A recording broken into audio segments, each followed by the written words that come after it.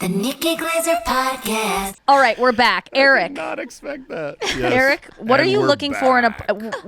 for in a partner? Anya does ask a great question. The usual polyamorous atheist with like big old titties and a big ass booty. Okay. Are you really looking for someone poly? Are you into that lifestyle? Have you tried it before? I am looking for somebody. I used to not really date with purpose. I never really cared about long-term relationships until recently, very recently. And I would say that I am looking for someone. It's all hack and cliche what I'm about to say. I'm going to say someone with a sense of humor and somebody who's a critical thinker.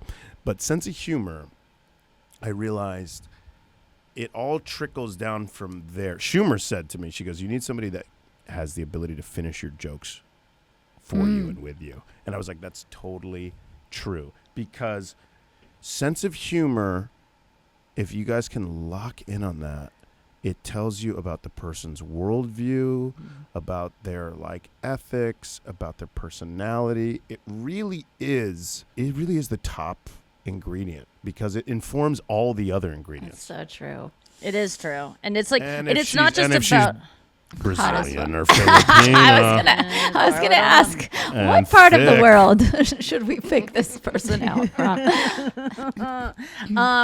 Yeah, To the bone, it to the is bone. It's so cliche to say sense of humor, and I think I roll my eyes when men say that most of the time because I had a bit about it in my act about how, and it was true, they did studies that say men and women both look for sense of humor in the opposite sex. That's the number one thing they say they look for. But women and men define sense of humor differently. Women define sense of humor in a man as someone who makes them laugh, and men define sense of humor in a woman as a woman who laughs at their jokes. So it's like, Oof. it's just but it doesn't sound like that's what you mean. But it No, can that's be. I not mean, what I as long mean. as they get your they jokes, should laugh. though. It should be both. It should be like should laugh be. at your jokes, but also joke together and be able to like add to each other's jokes. 'Cause Yes. it tells you about everything. It tells you about their personality, their worldview. So when you get back to the poly thing, I would think that critical thinker is in. You want to date an improv troupe. I want to date an improv. Filipino improv. No, I think it's like I want somebody who looks at the institutions of the world and challenges the institutions of the world. Whether we like decide to act on each experiment with each institution, some institutions are there.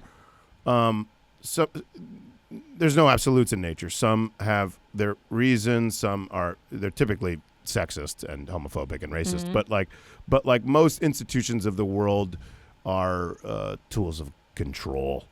So marriage was based on a property transaction. So I think that just having somebody who is smart means they have a sense of humor.